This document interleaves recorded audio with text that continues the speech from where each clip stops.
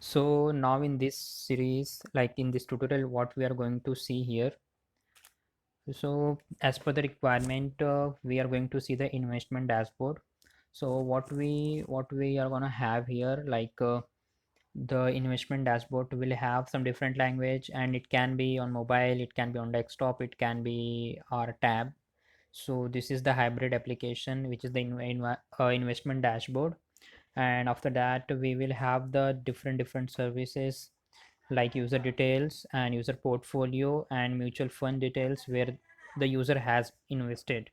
So this can be handled in the backend. So how we are going to do that one? So there are two approach, the one with the monolithic architecture and one we are going to see with microservice architecture. So monolithic architecture, like this is the my architecture of the application, where my main application is like this, which will communicate with my investment dashboard. Investment dashboard will send the request and response of the logged in user. It will give me the user ID, and then my main application just to go there on my application on my different services, where the user details, portfolio details, and model fund details are there, and we are using the same database which can be extracted here. So like this is the only one application, and there is nothing called as load balance happening here.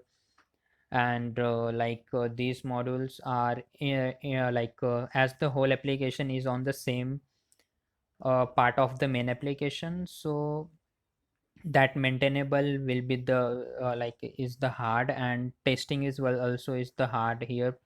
So like these we are going to resolve in the microservice architecture. So let's see. So as per the requirement, as I have told you, like we have the user details, portfolio and mutual funds details where they were invested. So as you can see, we have divided that application in a different model, but at the end they are using the same main application. So this can this is not, we can say these are the like loosely coupled. Okay, so what we are going to see in the microservice architecture here. So this is my microservice architecture, where each services are using their own database. So if database will be crash here, so it will not affect my user services.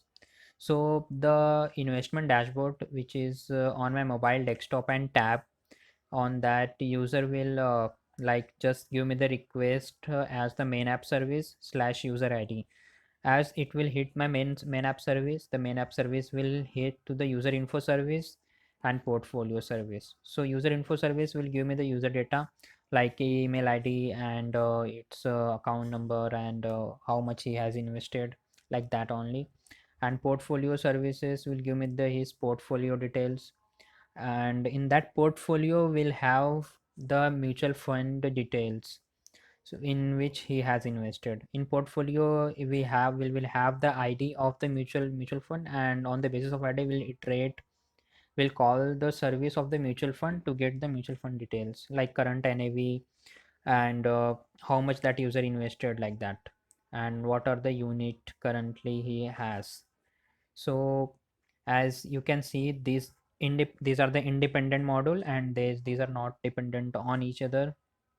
So in future, if I want that user service are getting multiple load and portfolio service are getting the multiple load, so I can create a multiple instance here of these services, and that load can be balanced from the user info services and portfolio services as well.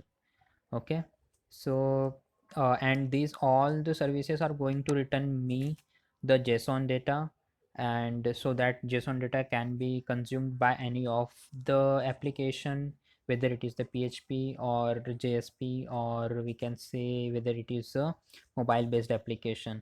So we just need to expose that main app services slash user ID. Just pass me the user ID, I will give you all the data which is the required to show on the investment dashboard where user is going to access. So in this overall tutorial, we are going to see this REST API. The main one is the main app service, as you can see on the architecture, the main app service. And main app service is like that, where we are going to get the JSON format data. So we'll have the user, where user ID, username, user email ID, credit score, and portfolio ID. And on that portfolio ID we'll have the holding list and total invested amount, total gain, and user ID. Okay, so as per the database architecture, you can say like this: the user ID is the foreign key, and where the user ID is the primary key in this user, and a PFID is the foreign key, where the PFID here it is the primary key of the portfolio. So and here is like that also, that holding list is 1 and 2 is my mutual fund ID, where the user has invested, and then with that one and 2, the request will get the mutual fund data from here, from the next other services. Okay, so come to the next part, like once the that my investment dashboard hit this service, my service main app service will hit the service of the user info service, passing the user ID, and the portfolio service by passing the user ID to get the portfolio data. Portfolio data will get the holding list and iterate that holding list with the mutual fund services by passing the mutual fund ID, and mutual fund ID give me the mutual fund data again. And then we'll create one like big object, and we'll just pass this object to the front service, which can be PHP, which can be mobile based application and tab based application, that depend on the client what they want. So like in next video we are going to see one by one all the services, and how we are going to develop it, how we are going to do the configuration and all. So just subscribe to my channel, friends. Thanks for watching.